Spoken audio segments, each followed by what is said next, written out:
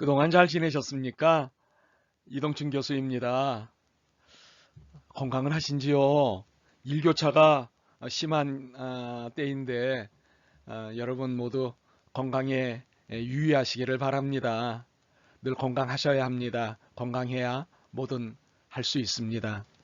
오늘 수업 시작하겠습니다. 오늘 수업은 10주차 강의군요.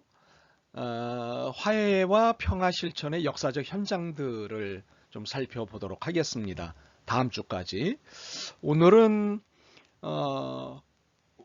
우리나라 밖에 있는 나라들 그러니까 국외의 화해와 평화 실천의 역사적 현장을 살펴보겠고, 다음 주에는 다음번 수업에서는 우리나라 안에 있는 역사적 현장들을 살펴보도록 하겠습니다. 사실 그 화해의 첫 번째 징검다리이자 가장 중요한 징검다리는 과거사 청산이에요. 화해는 과거사로 인한 것이기 때문이죠. 그러나 과거사를 청산하는 문제를 둘러싸고 나라마다 지역마다 매우 힘들어합니다.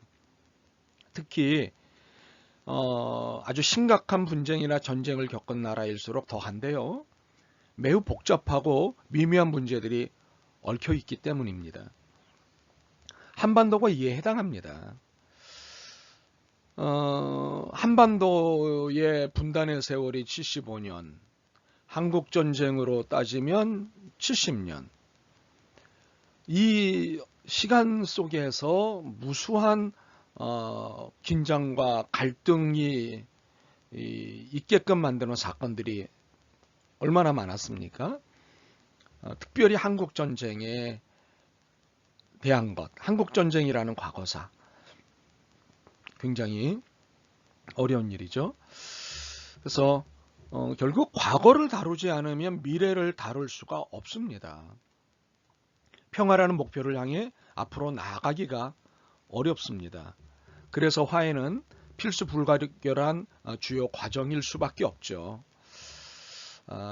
그래서 우리는 철저한 과거 청산의 경험이 부족하기 때문에 타국이라든가 타 지역에서 이룬 화해 작업을 통해 배울 필요가 있습니다. 그래서 오늘 수업을 진행하고자 하는 것이죠.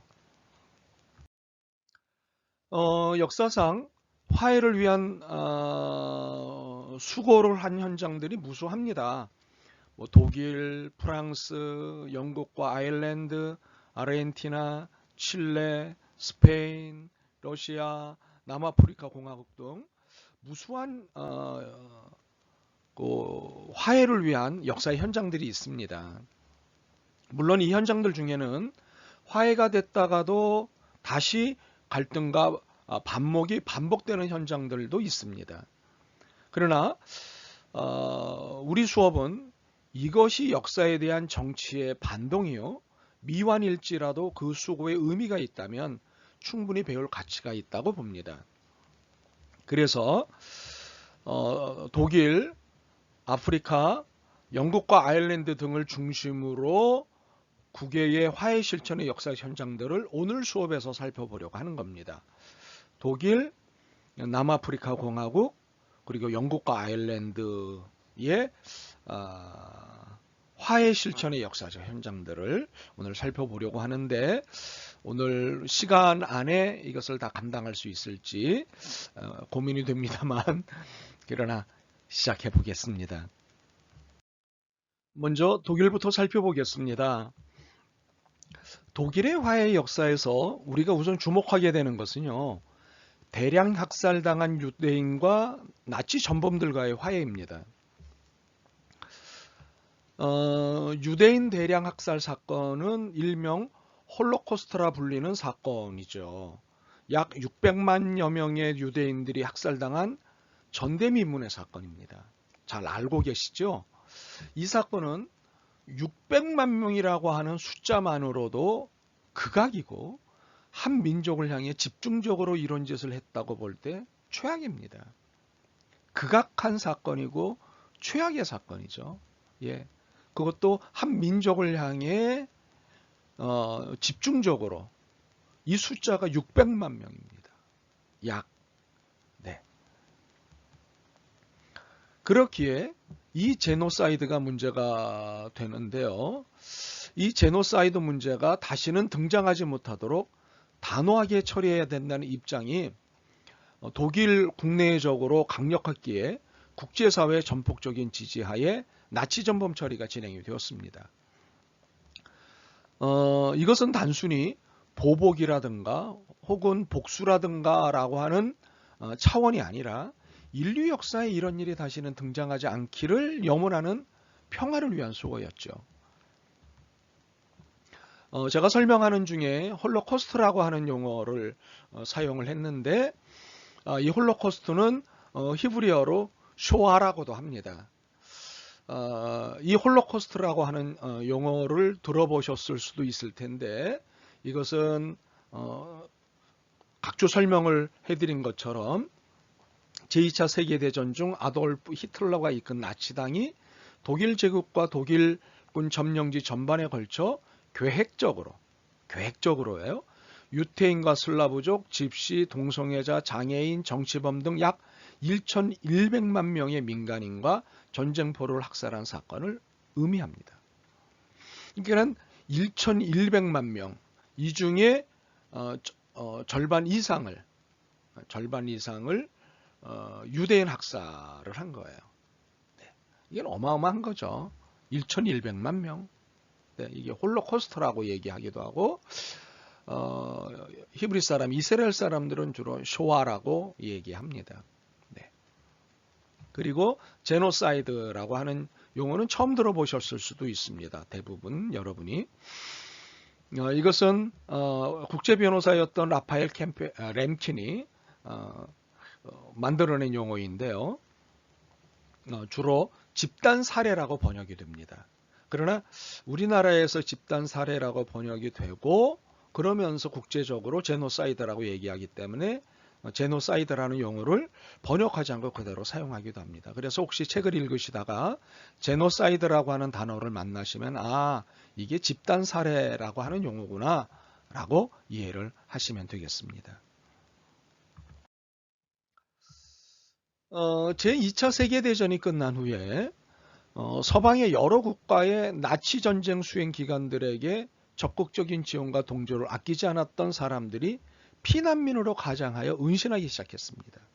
그러니까 서로 이해관계 속에서 또 서로 이익을 주고받던 사이에서 이런 은신처를 제공하는 일들이 벌어졌죠. 이렇게 해서 나치 전범들이 세계 각지에 피난처로 숨어듭니다. 그런데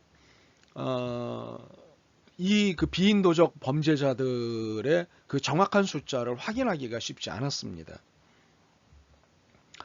나치 헌팅 조직, 그러니까는 2차 세계대전 이후에 나치 전범들과 비인도적 범죄자들을 소탕하는 조직이 생겼는데 그것을 나치 헌팅 조직이라고 얘기합니다.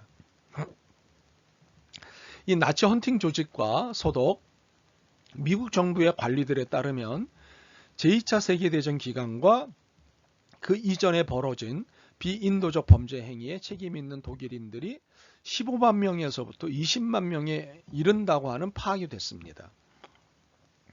종전 후 미국 등 연합국에 의해 기소되어 처단된 나치 범죄자는 3만 5천여 명에 이르렀으나 이것은 15만 명에서 20만 명으로 보았을 때 계산을 해보면 전체 범죄자 가운데 20%에 불과했고요.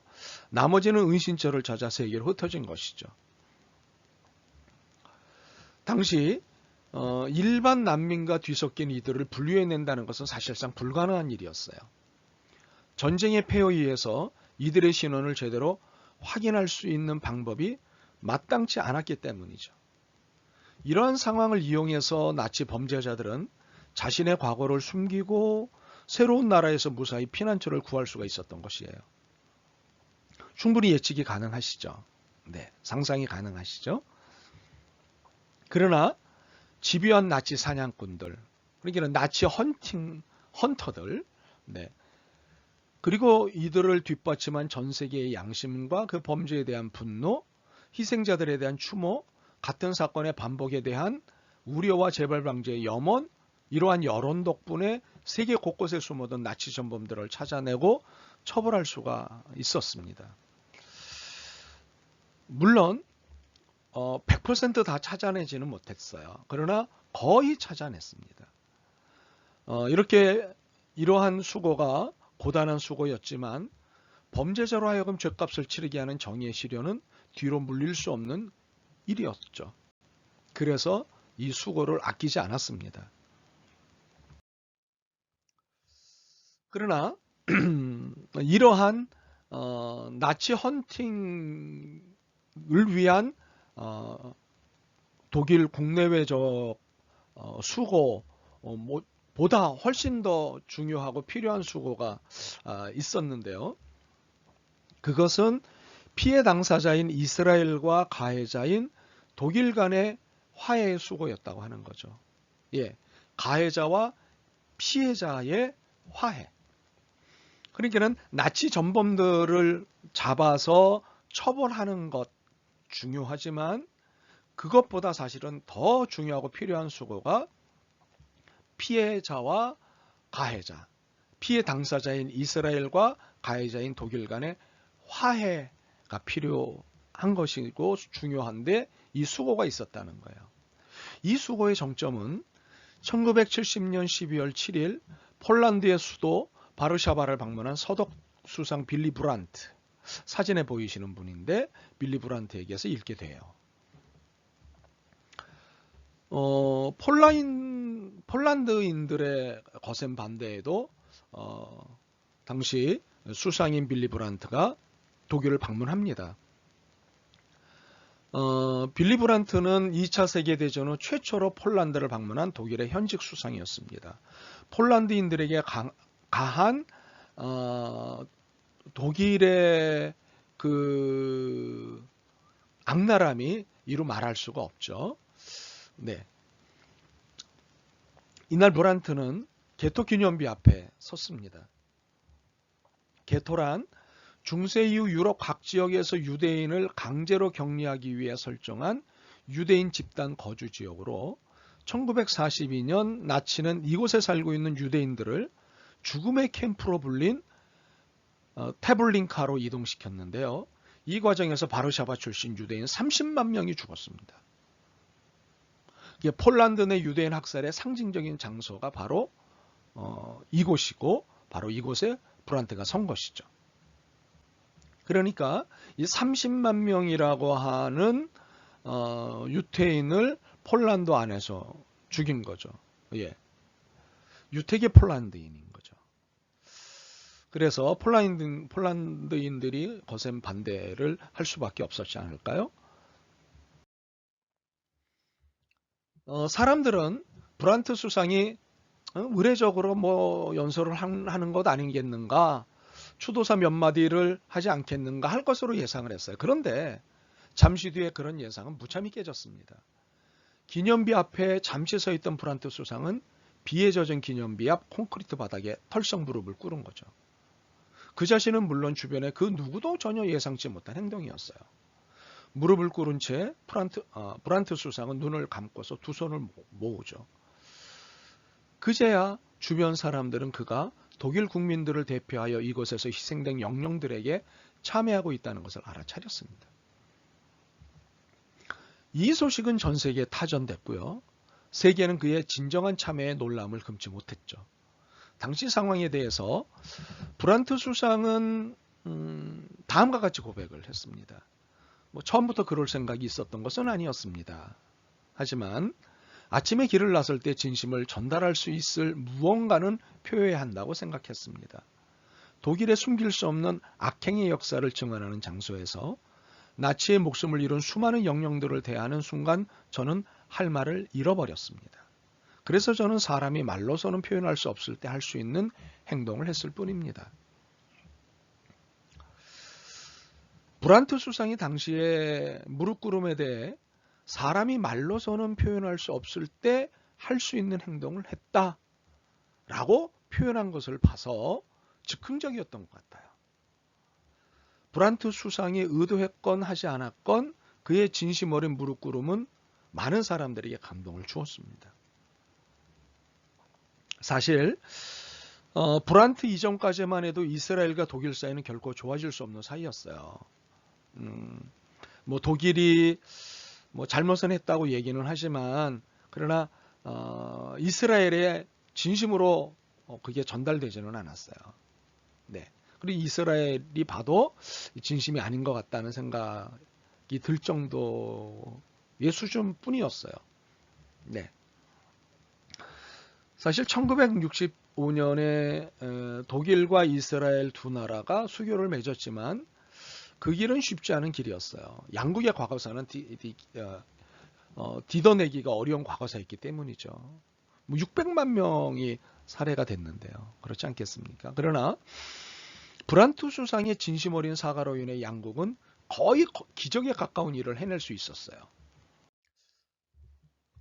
그런데 이 기적의 근저에는 1965년 양국 수교 당시 서독 총리였던 콘라트 아데나워의 결단과 이스라엘 정부의 타협에 의한 독일 정부의 1952년 나치 피해 배상, 그리고 한결같이 반복된 독일 정부의 과거사 사죄와 반성이 자리하고 있었음을 알아야 합니다.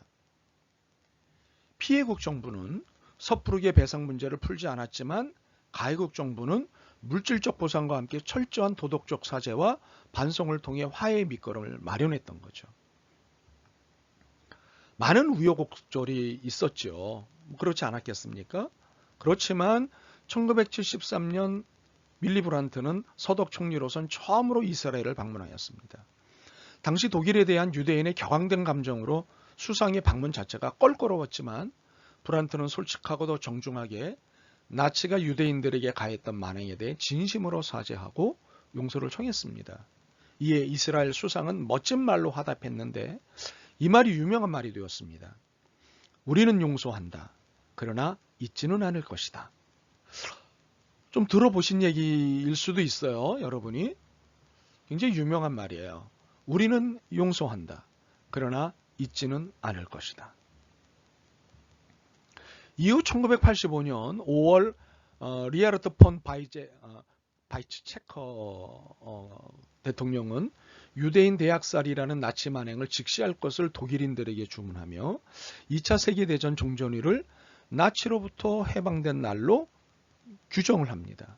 그럼으로써 일관된 화해의 촛불을 밝히죠. 그해 10월 바이츠제커도 서독 대통령으로선 처음으로 이스라엘 땅을 밟았습니다. 대통령으로서 2005년부터 집권을 이어가는 앙겔라 메르켈 총리는 이에 가속 페달을 밟았습니다. 그는 2007년 9월 유엔 총회 연설에서 자신 이전의 모든 독일 총리가 이스라엘에 대한 독일의 특별한 역사적 책임을 의무로 여겼다고 전제하고서 나 역시 이런 특별한 역사적 책임을 명확하게 인정한다 하면서 국제사회에서 독일의 잘못을 사과했습니다. 독일 총리로서는 최초로 2008년 3월 이스라엘 의회에서 연설을 했는데요. 그 연설에선 홀로코스트의 히브리 여인 쇼아를 거론하며 쇼아는 독일인에게 가장 큰 수치라고도 했습니다.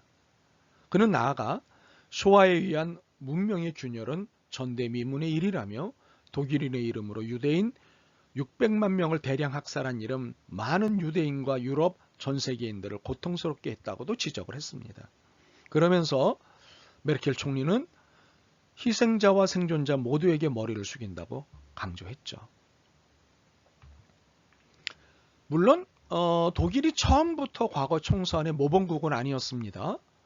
우리가 이런 식이었어요. 그러다가 점점 진심 어린 반성을 하고 이러한 모습을 보여주고 이것이 상대방에게 전달되고 하면서 오늘에 이른 거죠. 그러나 독일은 화해를 위한 절대 조건인 과거사를 참여했고, 그렇죠? 기회가 닿을 때마다 참여를 하고 있다는 점은 이러한 비난에도 불구하고 사실인 거죠. 예.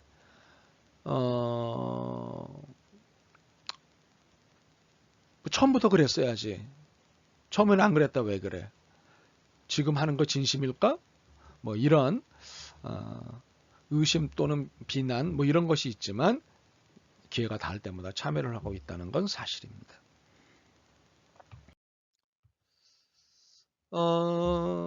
우리는 독일이 이룬 화해의 작업이 대량 학살당한 유대인과 나치 전범들과의 화해와 함께 독일 통일에도 있었음을 간과할 수 없습니다. 이렇게 가해자로서 피해자인 이스라엘과의 화해하는 작업과 함께 독일 통일, 이것도 우리 수업에 있어서 매우 중요한, 어쩌면 통일이라는 주제를 다루고 있는 우리의 수업에 있어서는 굉장히 중요한 이야기이고 우리가 깊이 배우고 싶은 내용인 겁니다. 그런데 우리 수업은 독일 통일에 있어 서독과 동독의 화해 내용을 살펴봄에 있어 통일 이유가 아닌 통일을 위한 화해 과정. 우리는 지금 통일이 된 상태가 아니잖아요. 독일은 이제 통일이 된 상태이고 통일 이후에 독일을 우리가 들여다보고 있지만 우리 수업에 또 우리의 형편에 그리고 이 한반도의 상황에서 통일을 위한 화해를 어떻게 전개했느냐. 즉 통일이 된 1990년 10월 3일 그 이유가 관심이 아닌 그 이전인 분단 이후 통일 직후까지를 우리 수업은 그래서 살펴보려고 합니다. 특별히 우리 수업의 관심은 교회 역할에 있습니다. 독일 통일에 있어 교회는 어떤 역할을 했는지가 사실은 주요한 관심사예요. 네. 물론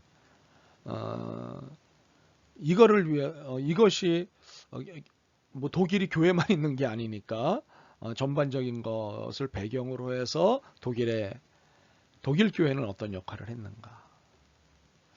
그래서 우선 독일이 공식적으로 통일이 된 1990년 10월 3일을 전후로 분단과 통일 과정을 일지 형식으로 보면 우선 다음과 같습니다. 1945년 5월 8일, 9일 그래서 독일 2차 세계대전서 참패를 했고 독일이 2차 대전서 참패를 했고 미국, 영국, 프랑스, 소련 4대 연합국이 독일과 베를린을 4분할 통치를 합니다. 미국, 영국, 프랑스, 소련이요. 그렇게 해서 이제 독일이 분단이 되는 겁니다. 이렇게 1945년 5월 8일에 분단된 독일이 1990년 8월 31일 동서독 독일 통일 조약이 체결이 됩니다. 네. 그러면서 1990년 10월 3일 드디어 공식적으로 독일의 통일이 마무리가 됩니다. 네.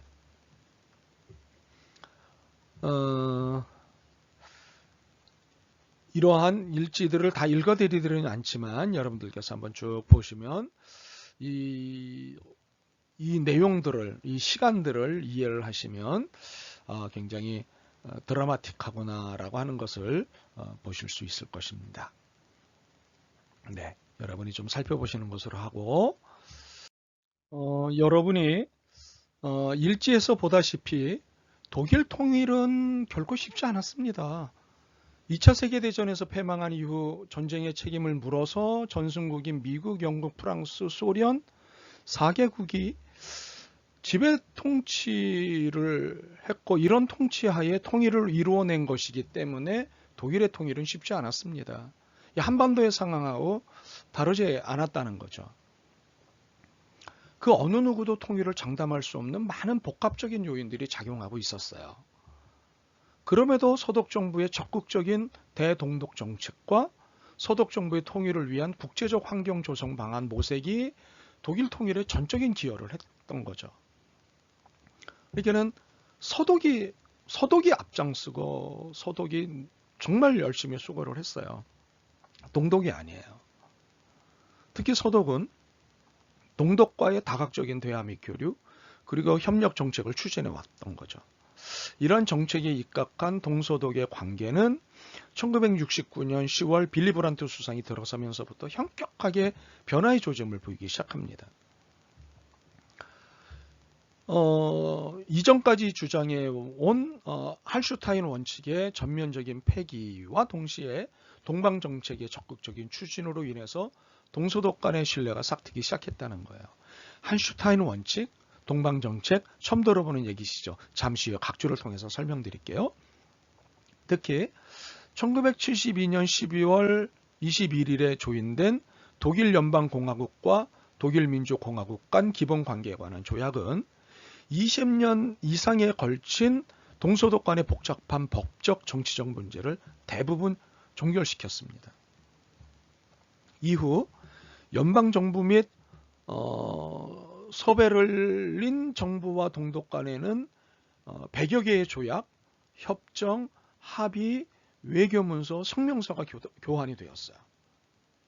예, 100여 개.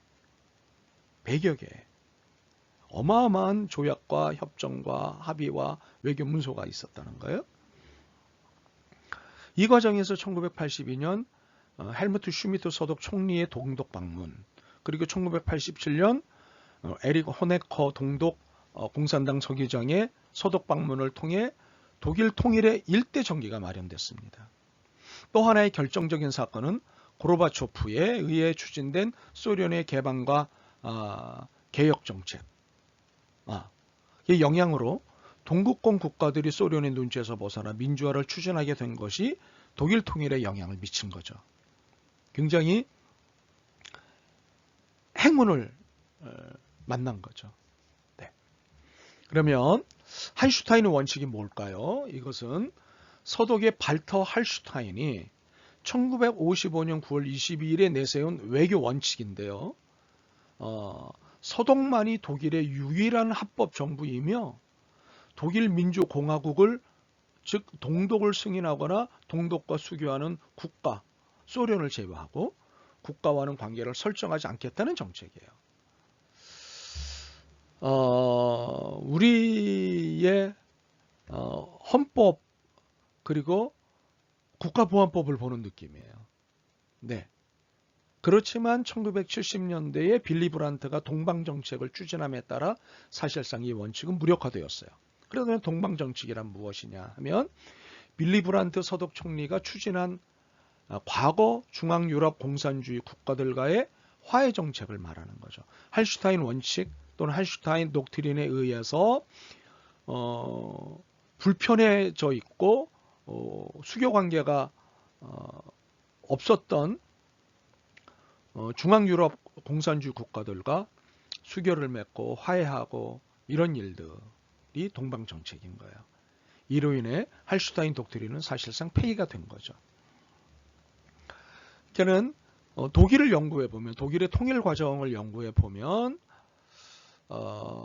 현재 이 한반도의 상황하고 다르지 않고 서독의 태도와 동독의 태도, 남한의 태도와 북한의 태도 비교해 가면서 정리해 보면 많은 통찰력, 아이디어, 모델을 찾아낼 수 있을 것이라고 보는 거죠. 네, 출석 체크 시간. 동서독이 독일 통일 조약을 체결한 날짜는 언제인가요? 일지에서 보셨죠? 네, 출첵해서 보내주시기 바랍니다.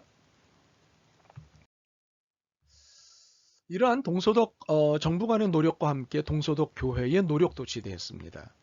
1949년은 독일에서 분단의 아픔이 시작되는 원년이었다면 1968년은 독일 교회의 분열을 알리는 그 첫 번째 해였습니다. 네. 사회주의 체제의 동독 정권이 1968년 새 헌법을 공포를 하자 이것으로 인해 동서독의 교회는 분리되는 아픔을 맛보아야 했습니다. 그 결과 동독에서는 새로운 교회의 조직과 교회법이 만들어지게 되었고요. 1969년에는 동독 개신교 연맹이 공식적으로 출범하였습니다. 동독 정부의 강제에 의한 거죠. 그러나 이러한 외적 분열의 위기가 동서독 교회의 내적인 하나됨을 결코 무너뜨리지는 못하였다는 거예요. 그 이유는 동독교회가 동독개신교 연맹의 교회법 속에 동서독 교회 사이에는 특별한 공동체가 존재하고 있음을 명확하게 밝혔기 때문이에요. 그것은 교회 공동체로서 존재하는 그리스도를 둘로 나눌 수 없다는 동독교회의 확신에서 출발한 결과였어요. 네, 외형적으로는 동독개신교 연맹이지만 그러나 내부적으로는 동서독의 교회는 특별한 공동체로 하나의 공동체다라고 하는 확신을 가지고 있었던 거예요. 네.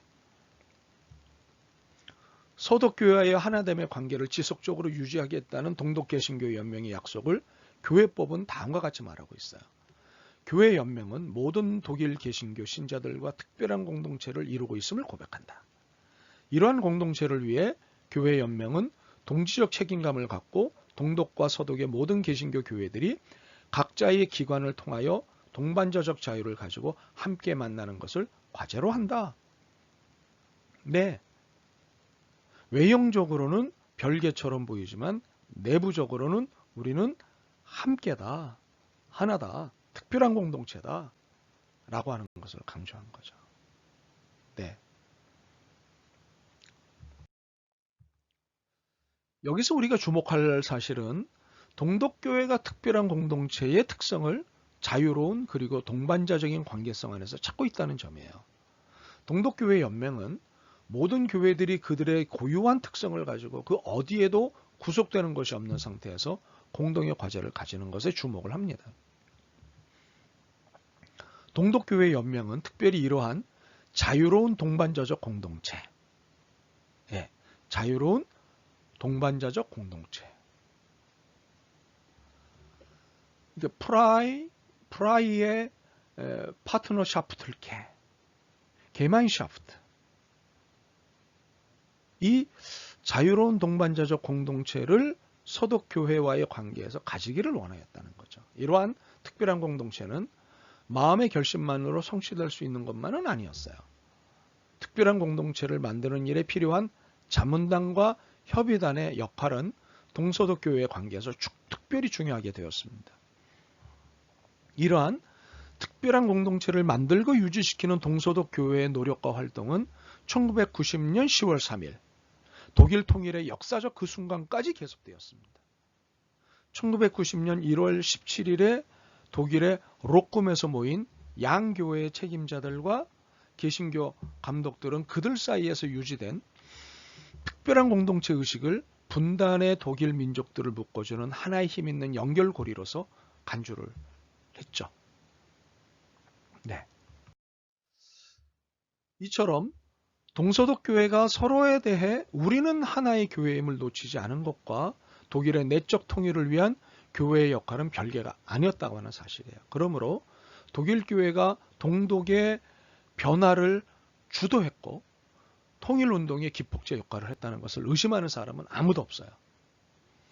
그래서 독일 통일의 가장 커다란 역할은 교회가 했다 라고 하는 것이 정설입니다. 물론 동독교회가 사회주의 체제 하에서 정부에 대해 협력과 저항이라는 이중적인 관계를 유지하고 있었던 것은 사실이에요. 겉으로는 협력하는 것처럼 보이지만 안에서는 저항을 한 거예요. 드러나지 않게 저항을 한 거예요. 그러나 동독교회는 1989년의 전환기에 시민운동의 보루로서 동독 혁명과 독일 통일에 매우 중요한 역할을 했던 거예요. 동독 민중들의 다양한 의견을 수렴한 원탁회의, 룬더티시. 이 원탁회의에서 동독 정치 세력들의 노선 갈등을 조정한 공의회는 그 대표적인 예라고 할 수 있습니다. 이처럼 통일 공간에서 보여준 독일 교회의 역할은 통일을 위해 수고하는 한국 교회에 많은 시사점을 던져줍니다. 종교와 정치는 분명 불가근 불가원.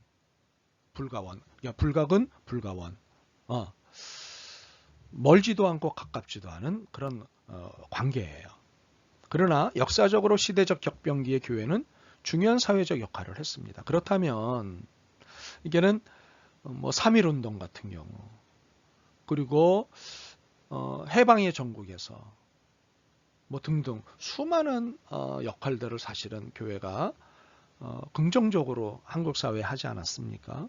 그렇다면 향후 통일을 앞둔 한반도에서 한국 교회의 역할은 통일 공간에서 보여준 독일 교회의 역할에 비추어 어떠한 것이 바람직할까를 우리가 질문해 보고 싶어요. 독일 교회의 우리가 교회, 예. 미르진드 키르케, 우리가 교회다. 그리고 아래로부터의 교회라는 입장을 한국 교회는 받아들일 수 있을까? 우리가 교회라고 하는 것, 그리고 아래로부터의 교회. 받아들인다면 한반도 통일에 적극적이고 긍정적인 기여를 할 수 있지 않을까? 이런 생각을 해봅니다. 그러니까는 기독교, 교회가 통일에 기여할 수 있는 부분이 분명히 있을 뿐만 아니라 아주 적극적으로 앞장서서 해야 된다고 하는 부분을 희망을 담아서 말씀드리고 싶습니다. 네, 이번에는 아프리카 대륙 최남단에 있는 나라 남아프리카 공화국을 이야기를 좀 하도록 하겠습니다. 과거사는 용서와 연관되어 있습니다. 용서하는 것과 연관되어 있든 용서를 구하는 것과 연관되어 있든 과거사는 용서와 연관되어 있죠. 네, 충분히 이해하고 계시는 거죠. 이것을 남아프리카 공화국의 화해 작업에서 재차 확인할 수 있습니다. 이 남아프리카 공화국이 아파르트헤이트라는 소수 백인에 의한 다수 흑인이 억압 착취당하는 인종분리 정책에 의한 과거사를 정리하는 작업과 그 과정에서 보여준 것은 세계사의 모델이 될 만한 것인데요. 그 모델이 될 만한 것은 피해자와 가해자 모두를 설득하는 일에 성공했기 때문이에요. 피해자만 설득시켰다. 또 가해자만 설득시켰다가 아니라 피해자와 가해자 모두를 설득하는 일에 성공했기 때문이에요. 이게는 아파르테이트라고 하는 인종분리 정책에 의해서 백인만이 다니는 길, 흑인은 못 가는 길, 흑인만 다니는 길, 공간, 지역, 일, 임금, 네, 법률의 적용 등등 이것이 인종분리 정책에 의해서 진행이 되었다는 거죠. 긴 시간 동안. 이걸 아파르테이트라고 얘기합니다. 물론 모두를 100% 만족시킬 수는 없었지만 피해자와 가해자 양측을 화해 자리로 오게 하였고 이곳에서 화해를 시키고 이를 수긍시키는 일련의 화해의 과정을 성공시켰기 때문이죠. 역사적 상황을 좀 정리를 해볼까요? 여느 아프리카 국가들이 대부분 그러하듯이요. 남아프리카 공화국의 역사 또한 식민 지배의 역사와 그 시작을 같이 합니다. 17세기 중반, 그러니까는 1652년 네덜란드 동인도 회사의 케이프타운 상륙 이후 본격화된 네덜란드인의 이주가 시작되기 전까지만 해도 남아프리카 공화국이 위치한 아프리카 대륙의 남부 지역은 여러 아프리카 원주민 부족이 넓게 산재하여 살고 있는 땅이었습니다. 그리고 식민 지배가 시작된 여느 곳과 마찬가지로 식민 지배 영역을 확보하려는 정복자들과 삶의 터전을 지키려는 원주민 사이의 치열한 전투, 사실상 사륙이라 불러도 좋을 이 치열한 전투가 100년 이상 이어졌습니다. 백인들에게 삶의 터전을 빼앗긴 남아프리카의 흑인 원주민들이 이 시기에 할 수 있는 일은 아무것도 없었어요. 부족 차원의 국지적 저항을 이어나갔지만 이는 오히려 더 큰 피해 보복을 부를 뿐이었습니다. 보호인들에게 짓밟힌 삶의 터전에서 이제는 서로 다른 백인들 사이에 일어난 전쟁의 틈바구니에 갇힌 흑인 원주민들은 그들의 땅과 부족이 당하는 유린을 무기력하게 지켜볼 수밖에 없었습니다. 유럽 국가들이 백인들이 아프리카 땅에서 서로 땅과 부족을 차지하기 위해서 치열하게 싸움을 벌이는 일이 있었는데 그거를 아프리카 사람들은 지켜볼 수밖에 없었어요. 보호인이 지배하든 영국인이 지배하든 보호인과 영국인들 싸움에서 누가 이기든 간에 흑인 원주민들의 주인은 어차피 가장 아래였어요. 백인들이 멋대로 갈라놓은 문명과 야만의 구분으로 인해서 그들의 검은 피부 위에 야만이라는 낙인이 찍혔어요. 야만의 원주민들이 그토록 오랜 세월 아프리카 대륙에 살아오면서 눈길조차 주지 않았던 다이아몬드와 황금 때문에 문명의 백인들은 서로 살육을 했죠. 제국주의 시대의 아프리카에서 벌어진 문명의 야만 정복은 남아프리카 공화국도 예외가 아니었던 거죠.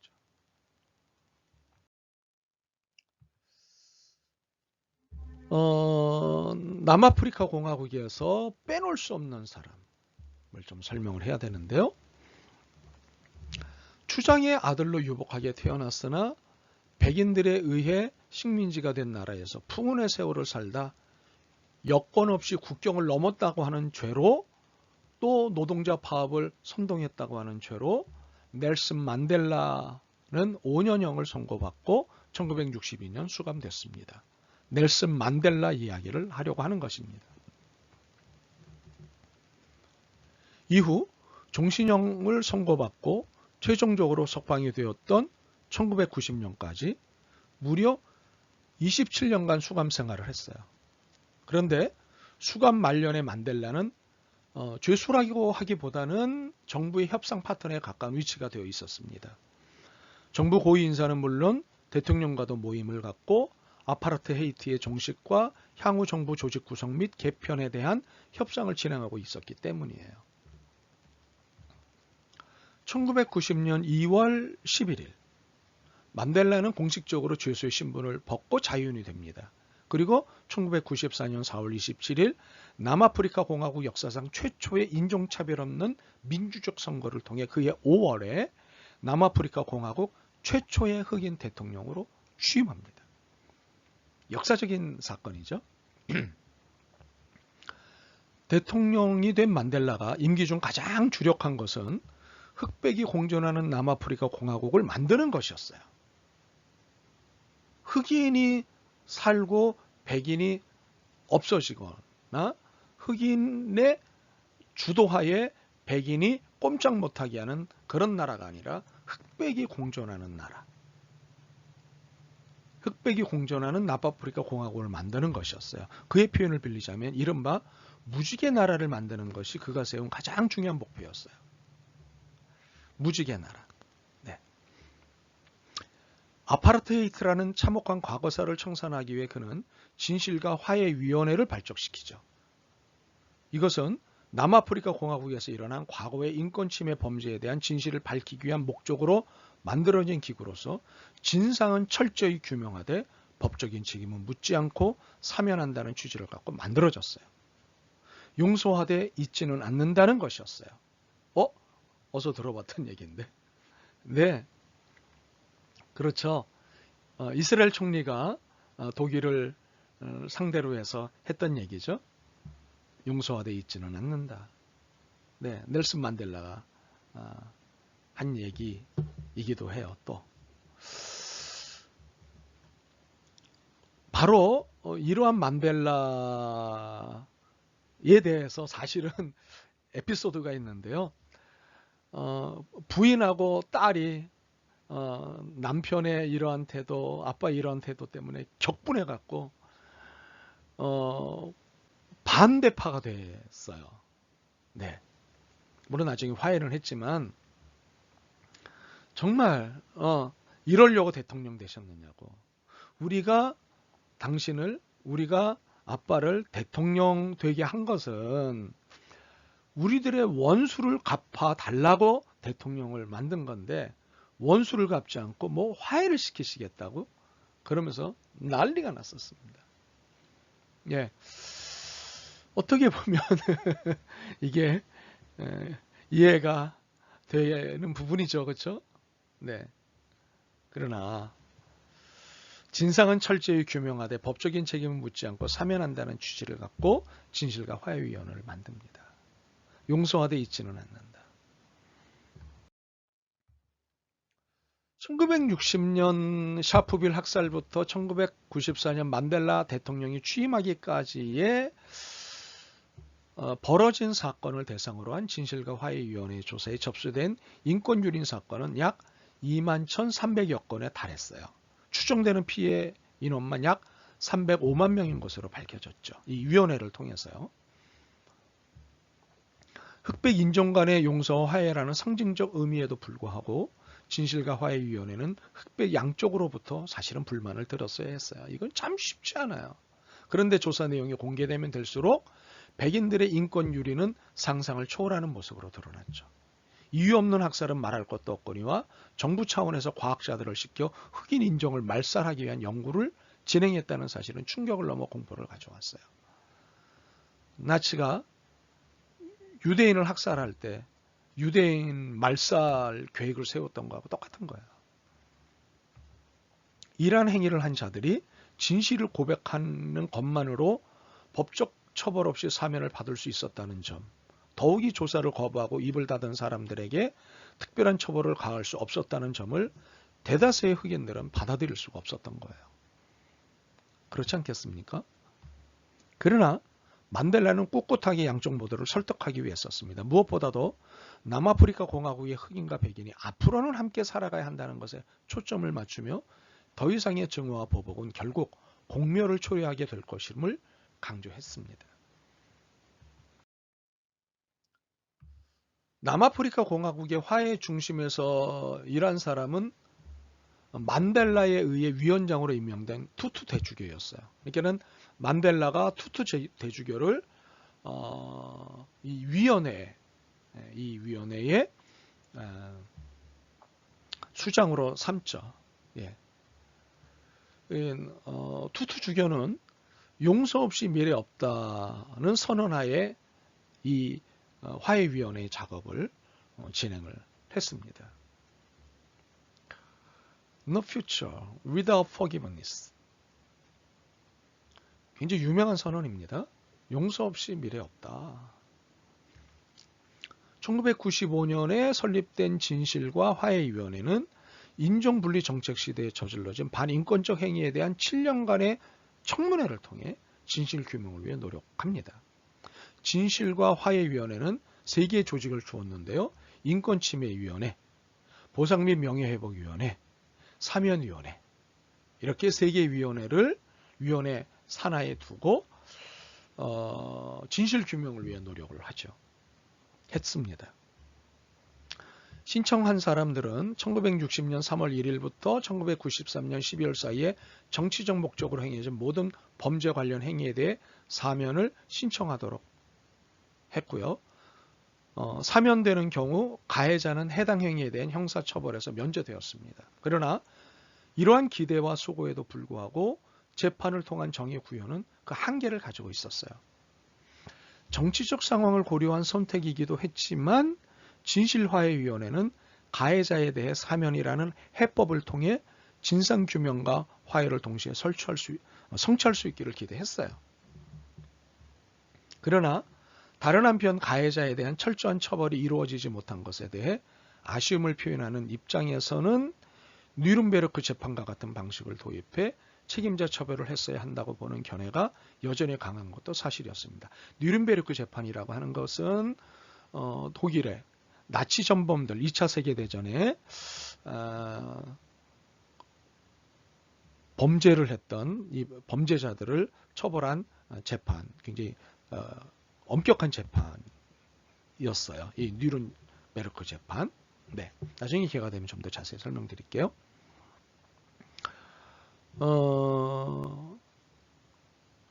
이렇게 뉘른베르크 재판과 같은 방식을 도입해서 책임자 처벌을 했어야 한다고 보는 견해가 여전히 강한 것도 사실이었어요. 과연 법정이 좀 더 나은 정의를 이끌어낼 것인가라는 기대는 실현 가능한 것이었나라는 질문에 확신 있는 답을 내기도 사실은 쉽지 않았습니다.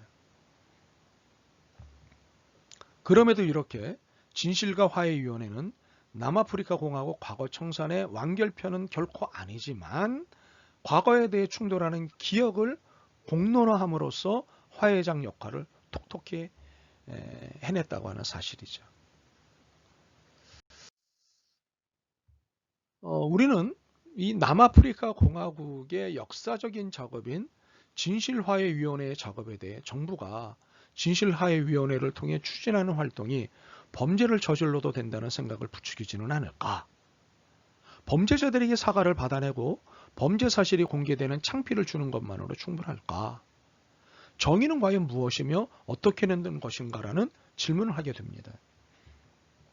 투투주계는 어떻게 해서 그렇게 많은 남아프리카 공화국 사람들이 징벌을 요구함에도 불구하고 징벌 대신 용서를 선택하고 복수를 꾀하기보다는 아량을 베풀며 기꺼이 용서할 수 있었는가라는 질문에 남아프리카 공화국의 우분투 정신을 들어 이해를 시킵니다. 이 우분투라는 것을 번역하면 내 인간성은 당신의 인간성과 뗄 수 없이 연결되어 있다는 뜻입니다. 네. 그림에 보이듯이 저게 우분투를 설명하는 그림입니다. 내 인간성은 당신의 인간성과 뗄 수 없이 연결되어 있다. 이 정신을 통한 용서는 그저 이타심만을 발휘하는 것이 아니라 자기 자신에게 가장 유익한 일이 되며 상대방을 인간화하여 결국 나 자신을 인간화합니다. 용서함으로써 우리는 회복할 힘을 얻고 사람들을 비인간하려는 모든 것을 이겨내며 여전히 인간답게 살 수 있다는 것이죠. 이 우분투 정신을 화해신학담론들과 연결해 본다면, 그리고 이렇게 우분투와 연결해 풀어낸 화해담론을 한반도 통일과 관련된 과거사 문제와 연관해서 분단의 문제를 풀어본다면 어떤 결과를 만날 수 있을까요? 궁금하시죠? 저도 궁금합니다. 네. 자, 이제 아일랜드 얘기를 좀 해볼까요? 특별히 아일랜드 중에서도 북아일랜드 얘기에 좀 집중을 할 건데요. 북아일랜드 얘기하기 위해서는 아일랜드 얘기를 안 할 수가 없고, 그리고 영국과의 관계를 얘기하지 않을 수 없습니다. 그러나 현재 지도에서 보시다시피 북아일랜드는 영국에 속해 있는 곳이고요. 아일랜드는 북아일랜드하고 달리 공화국을 설정해서 하나의 국가로 존재하고 있습니다. 이런 내용들을 선의하시고 오늘 이야기를 들으시면 좋겠습니다. 이 아일랜드는 오래전부터 평화를 위한 작업을 해왔습니다. 따라서 통일이나 연합 또는 연합 방식의 또는 연합 형식의 갈등 봉합 의지를 보여왔죠. 이것은 분단 상태 한반도의 상황과 같습니다. 그리고 남아일랜드와 북아일랜드 간의 갈등도 갈등이지만 북아일랜드 내부의 복잡한 갈등이 더 큰 문제였어요. 이것 또한 한반도의 남북 갈등뿐만 아니라 더 복잡한 남남 갈등과도 유사합니다. 이러한 이유로 아일랜드의 사례는 보다 안전하고 바람직한 통일 혹은 평화 추구의 방향을 모색하는 데 있어 독일의 통일 방식보다 유의미한 면이 더 있다고 봅니다. 이게는 독일의 통일 방식보다 북아일랜드의 상황을 연구해 보면 오히려 더 한반도 상황에 더 의미가 독일의 통일의 내용을 연구할 때보다도 더 의미가 있다고 보여집니다. 저는 그렇게 보여집니다. 이 아일랜드가 남아일랜드, 북아일랜드, 즉 남북으로 분단된 것은 1921년이었어요. 그러나 남아일랜드의 입장에서는 오히려 잉글랜드로부터 그리고 영국으로부터 독립전쟁에서 승리해서 아일랜드 공화국을 수립했다는 면에서 또 다른 측면으로 봐야 할 것이 있습니다. 이 아일랜드의 역사를 좀 더 거슬러 올라가 보면 아일랜드는 12세기 중엽부터 20세기 초에 이르기까지 750년간 영국의 식민 통치를 받아왔습니다. 1169년 노르만 왕조의 제2대 펜브로크 백작이었던 클레어가 아일랜드를 침공한 이후 아일랜드는 노르만 왕조의 직할령이 되었으며 이후 영국의 통치를 받았습니다. 영국의 통치는 그다지 큰 저항 없이 이루어져 왔으나 종교개혁자들의 영향으로 성공해가 로마 카톨릭 교회에서 분리된 영국 종교개혁 이후 위기에 봉착했습니다. 로마 카톨릭을 버릴 것을 강요받은 아일랜드인들은 1534년부터 1691년까지 크고 작은 반란을 일으켰죠. 17세기 이후 아일랜드에는 영국에서 건너온 장로교 신자들이 북부를 중심으로 정착하면서 점차 세력을 확장하였습니다. 이후 이들 얼스터의 개신교 신자들은 아일랜드 역사에서 주요 갈등 요인의 하나가 되었습니다. 아일랜드의 독립운동은 19세기와 20세기에 걸쳐 계속되었고 영국은 1914년 자치법과 1920년 자치정부법 등을 제시하였지만 아일랜드 내의 독립운동 열기를 막지는 못했어요. 죄송합니다. 결국 1922년 아일랜드는 독립전쟁에서 승리하여 아일랜드 공화국을 수립했습니다. 이처럼 아일랜드 분쟁은 역사가 길고 성격이 복잡합니다. 이런 농담이 있을 정도예요. 치매에 걸린 아일랜드 사람이 딱 하나 잊지 않는 것이 있는데 그것은 바로 원한이라는 오랜 농담이 있을 정도로 아일랜드 분쟁의 역사는 길고 아주 복잡합니다. 이런 아일랜드의 갈등은 짧게는 수백 년, 길게는 1000년이 훨씬 넘게 지속되어 온 켈트계 게일족인 아일랜드인과 게르만계 앵글로색슨족인 잉글랜드인 사이에 쌓여온 민족 간 피정복 민족과 정복 민족, 식민지 피지배 세력과 지배 세력 사이, 기독교 구교와 신교 사이의 종교 간 갈등이기도 합니다. 특히 북아일랜드 내부의 갈등은 남아일랜드와의 갈등보다 훨씬 심각했습니다. 북아일랜드 내의 심각한 갈등의 근본 원인은 잉글랜드의 북아일랜드를 식민화하기 위해 추진한 이주 정책 때문이었죠. 그러니까 이주해온 신교도와 토착민인 구교도가 충돌을 했고요. 1641년에는 구교도 토착민이 신교도 이주민을 대량 학살했습니다. 그도 그럴 것이 굴러온 돌이 박힌 돌을 빼내려고 하니까요. 그리고 1690년 7월 신교도가 내세운 윌리엄 왕자가 제임스 2세와의 전쟁에서 승리하면서 북아일랜드에서 신교도의 패권이 확립이 됐습니다. 신교도는 토지를 확보했고 사회의 중상층을 차지했습니다. 이러한 구조는 20세기에 들어서도 달라지지 않았습니다. 1949년 아일랜드 남부 26개 주가 아일랜드 공화국으로 독립했고 나머지 아일랜드 북부의 6개 주는 영국의 통치 구역으로 남았는데 그것이 북아일랜드입니다. 그래서 아일랜드는 남과 북으로 분단됐고 북아일랜드 내부의 갈등과 대립이 격화됐습니다. 급기야 1972년 1월 30일 북아일랜드 대리에서 시민권 운동 중이던 비무장 구교도에게 영국군이 발포를 해서 14명의 사망자와 13명의 중상자를 낸 유혈 사건이 터졌는데 그날을 피해 일요일이라고 부릅니다. 블루디 선데이라고 얘기하죠. 아주 유명한 사건입니다. 피해 일요일은 분쟁의 국면을 급격히 악화시켰고 사건의 직접적인 반응으로 2월 4일에는 더블린 주재 영국 대사관의 방화 사건이 일어났습니다.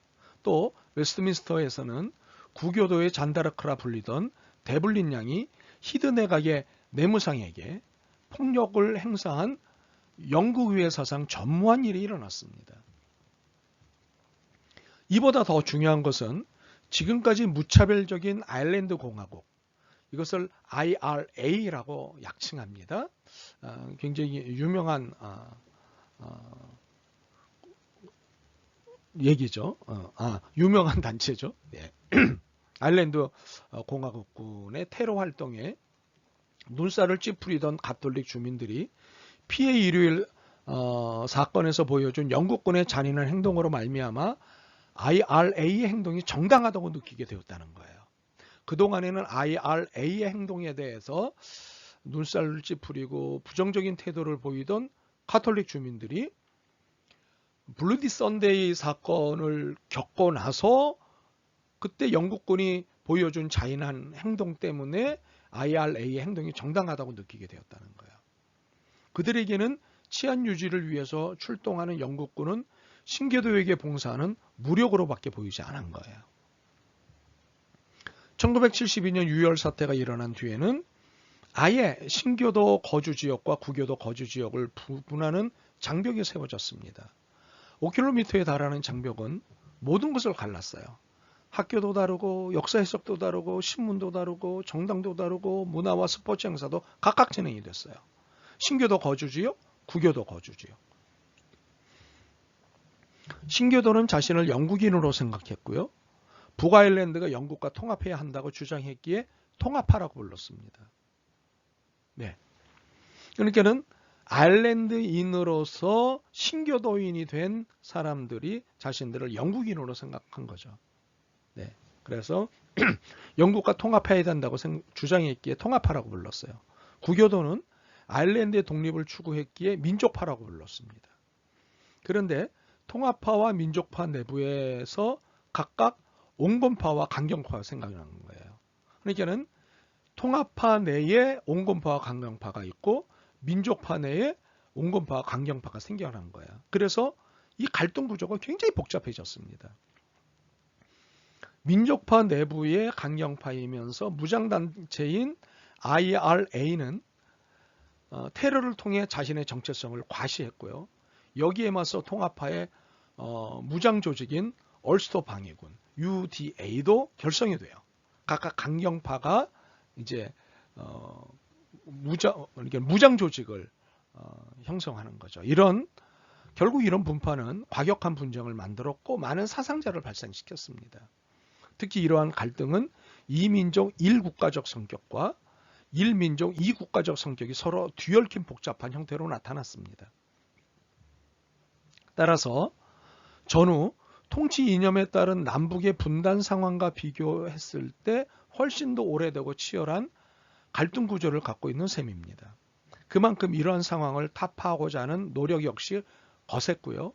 자연스럽게 갈등, 분단, 화해, 통일 등의 이슈에 대처할 수 있는 노하우 역시 축적해 왔습니다. 또한 잉글랜드를 중심으로 유럽 패권이 이동함에 따라 국내 상황 역시 요동치기도 했지만 외세의 영향을 받아 좌지우지되는 것이 한 국가에 어떠한 결과를 초래할지 숱한 경험을 통해 학습하는 계기가 되었다는 것이죠. 아일랜드는 1970년 써닝데일 협정과 1985년 영국 아일랜드 협정을 거쳐서 1998년 성금요일 협정을 통해 굿프라이데이 어그리먼트, 이 성금요일 협정이 굉장히 중요한데요. 이것을 통해 비로소 영국 내 북아일랜드가 될 것인지 혹은 통일 아일랜드를 출범시킬지에 대한 북아일랜드 주민들의 합의를 이끌어냈습니다. 그러니까 영국 내 북아일랜드가 될 것인지 혹은 통일 남아일랜드와 통일 아일랜드를 출범시킬지에 대한 북아일랜드 주민들의 합의를 이끌어냈어요. 즉 아일랜드 공화국과 영국령 북아일랜드 사이의 평화 정착을 위한 오랜 노력은 1998년 4월 10일 성금요일 협정 또는 벨파스트 협정을 기점으로 이후 많은 번역과 시행착오를 거쳐 주민 다수가 납득할 만한 제도적 장치를 마련하기 시작했습니다. 이 평화협정에는 1972년 이해 영국이 갖고 있던 입법 행정권을 북아일랜드가 회수하고 아일랜드와 북아일랜드 인사들로 구성된 국경위원회를 창설하기로 합의하였습니다. 이것은 1968년부터 지속되어 온 구교도와 신교도 간의 유혈 갈등의 종식과 항구적 평화 정착을 목적으로 북아일랜드 지역의 다양한 정파들이 참여하는 민주적 자치정부를 구성하기 위한 것이었죠. 복잡하죠? 잘 따라와 주시죠. 한편 북아일랜드 지역을 현재처럼 영국 연합 왕국의 일부로 남겨둘 것인가, 아니면 분리하여 아일랜드 공화국에 합병할 것인가, 또는 제3의 길을 택할 것인가는 장차 민주적 자치정부가 안정궤도에 들어서고 난 후에 북아일랜드 주민들의 국민투표를 통해 결정하기로 합니다. 1998년 총선 결과는 성금요일 협정 체결을 주도한 바 있던 온건파, 즉 얼스터 연합당과 사회민주노동당이 승리를 하였습니다. 그러나 이 온건파들의 승리에도 불구하고 평화정착은 순탄하지 않았습니다. 1999년에 구성하기로 되었던 북아일랜드 자치정부는 협상이 결렬되었고 양측은 다시 IRA의 무장해제 문제로 대립하게 되었어요. 2000년 2월에는 IRA의 파생조직인 컨티뉴이티 IRA의 소행으로 추정되는 폭발 사건이 발생하였어요. 그리고 2003년에는 1998년 총선 결과와는 반대로 강경파들이 승리하게 되었어요. 이렇게 예측할 수 없는 부침을 겪던 북아일랜드 문제는 2005년 IRA의 무장해제 선언으로 다시 해결의 실마리를 찾게 되었죠. 그러나 정치권의 불안한 동고 속에서 테러와 유혈 사태는 간헐적으로 발생하는 것을 보아야 했습니다. 북아일랜드와 영국 간의 화해를 위한 협상은 분명 멀고도 험했어요. 그러나 분명한 것은 협상의 불꽃은 꺼지지 않았다는 사실이에요. 물론 협상이 이루어지는 2년 동안 부침이 있었습니다.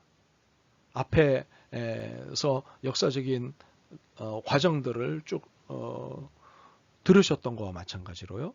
무장단체의 정전협정은 쉽게 깨졌고 상층의 합의는 자주 휴지 조각으로 변했습니다. 기약할 수 없는 협상의 나날에서 인내심으로 가나다란 대화를 이어갈 때 절망과 분노의 폭탄이 터졌습니다. 무고한 시민들이 목숨을 잃었고 새로운 분노가 더해졌습니다. 그러나 협상의 불꽃은 꺼지지 않았습니다. 영국의 정치적 변화도 협상을 잊게 하는 중요한 계기였죠. 1997년 7월 토니 블레어의 노동당이 선거에서 압승을 거두었습니다. 국내 보수파들의 눈치를 보지 않고 적극적으로 협상에 개입할 수 있게 되었습니다. 통합파들이 폭력 사태에 연루된 정치인의 배제를 요구했을 때, 즉 신페인당의 게리 애덤스를 빼라고 했을 때 블레어는 단호하게 거부했습니다. 갈등의 핵심 당사자를 제외한 채 평화를 달성할 수 없다고 생각했기 때문이죠. 유럽연합도 적극 나섰습니다. 1994년 IRA가 정전을 선언하자 EU는 유럽연합은 북아일랜드 평화와 경제 성장을 위해 2만 5천만 파운드 지원을 결정했습니다. 갈등 당사자들의 협상 의지도 중요했죠. 통합파들은 북아일랜드의 인구 구성 변화를 주목했습니다. 한때 신교도가 60%에 달했으나 1990년대 후반에 53%까지 떨어졌어요. 폭력으로 기득권을 계속 유지하는 것이 어려워지고 있음을 이 통합파들이 깨닫기 시작한 거죠. 그리고 1990년대 초부터 민족파 내부의 강경파와 온건파 사이에 비밀 협상이 시작이 됐습니다. 바로 IRA와 연결된 신페인당과 온건 민족파인 사회민주노동당 사이의 대화였습니다. 경제계의 요구도 있었는데요. 상공회에서 산업혁명 그리고 대형 노동조합들이 연대해 전쟁 종식과 정치 협상을 촉구했습니다. 이들은 통합파와 신페인당 모두의 적극적인 영향력을 행사했습니다. 출첵을 해야 되는군요. 피해 일요일, 블루디 썬데이는 무슨 사건인가요? 간략하게 정리해서 보내주십시오. 앞서 언급했다시피 성금요일 협정은 아일랜드와 영국 그리고 북아일랜드의 8개 정파가 참여한 다자협정이었습니다. 그래서 합의 내용은 폭넓고 자세하기에 협정문은 65쪽에 이르러요. 아주 방대한 거죠. 이 협정은 우선적으로 북아일랜드의 의회 구성, 정부 구조 등을 제시했습니다. 선거 일정과 선출 방식도 명시했습니다. 그리고 남북 아일랜드의 장관급 위원회를 구성했습니다. 이 위원회는 상호협력을 위해 1년에 2번 열립니다. 농업, 교육, 교통물류, 환경, 관광, 사회보장 등 관련 분야의 협력을 모색하고 필요한 사법적 공조를 논의합니다. 그리고 EU와의 협력 방안도 논의합니다. 북아일랜드에서 통합파의 존재를 인정할 수밖에 없고, 그래서 당장 남북 통일을 할 수 없는 상황에서 낮은 단계의 국가연합을 모색한 것이죠. 네, 낮은 단계의 국가연합, 이것을 모색한 것입니다. 몇 가지 쟁점은 건설적 모호성으로 남겨두었습니다. 증오의 세월이 길었잖아요. 그렇기 때문에 합의가 어려운 부분이 적지 않았습니다. 통합파와 민족파, 양 진영에서 특히 온건파의 역할이 중요했습니다. 당연히 모호함은 해석의 차이를 가져왔습니다. 특히 분쟁 당사자들은 무력 사용을 중지하고 2년 이내에 무장을 해제한다는 조항은 많은 논란을 낳았습니다. IRA의 일부 강경파는 이 문항을 굴복이라고 여기고 무기를 내려놓지 않을 것이라고 선언했지만 다수가 협정을 지지했습니다. 성금열 협정에 관해 국민투표가 이루어졌고 북아일랜드의 71%, 아일랜드 공화국의 94%가 찬성했습니다. 물론 성금열 협정이 맺어진 이후 후퇴도 있었어요. 증오가 다시 일어나기도 했어요. 온건파를 제치고 강경파가 앞서 나가기도 했어요.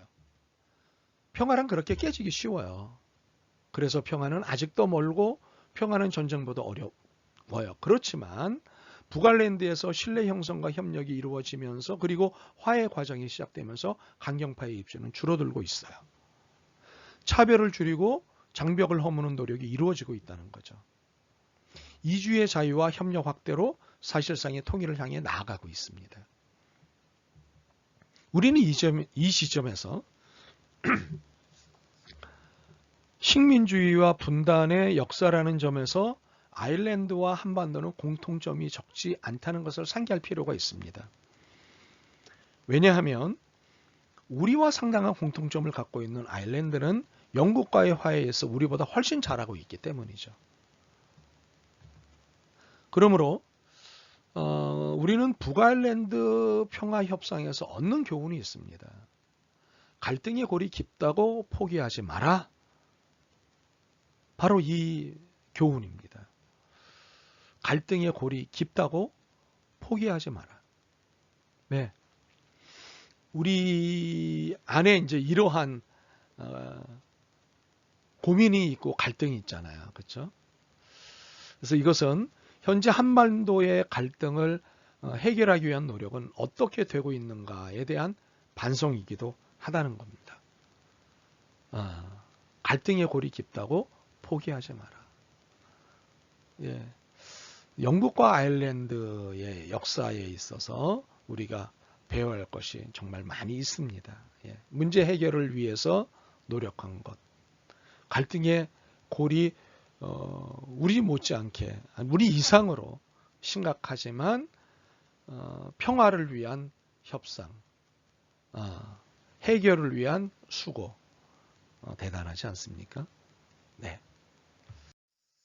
네, 레포트를 내드려야 되는 시간이 왔군요. 세 나라의 화해 역사를 여러분이 보셨습니다. 강의를 들으셨습니다. 이 세 나라의 화해 역사 중에 한 나라를 선택을 하십시오. 그래서 그 나라의 화해 역사의 내용을 정리하시고 그리고 여러분 자신의 생각을 말해 주시는 겁니다.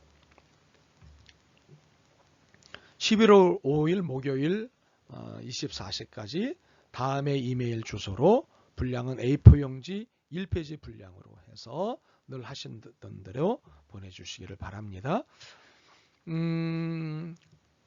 자신의 생각을 쓰는 건 좋지만 제가 강의한 내용을 잘 이해하시고 자신의 생각을 말씀해 주시라고 제가 부탁을 드리겠습니다. 다시 한번 부탁을 드리겠습니다.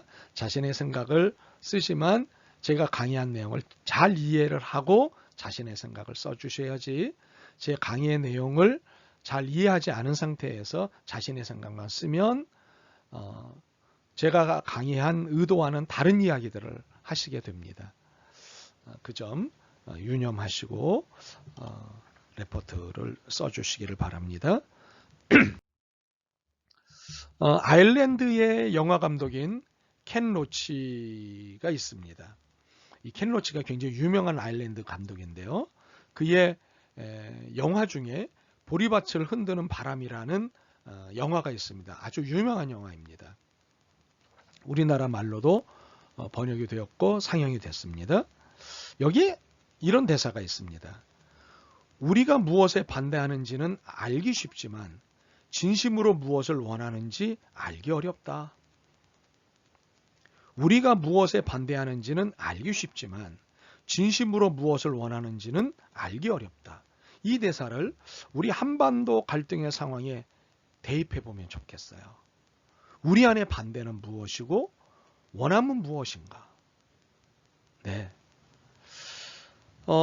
토니 블레어 전 영국 총리가 자신의 자서전 여정에서 성금요일 협상을 이렇게 회상을 합니다. 고지대를 향해 올라가며 몹시도 빽빽하고 위험한 정거를 헤쳐나가는 복잡한 트레킹 같았다.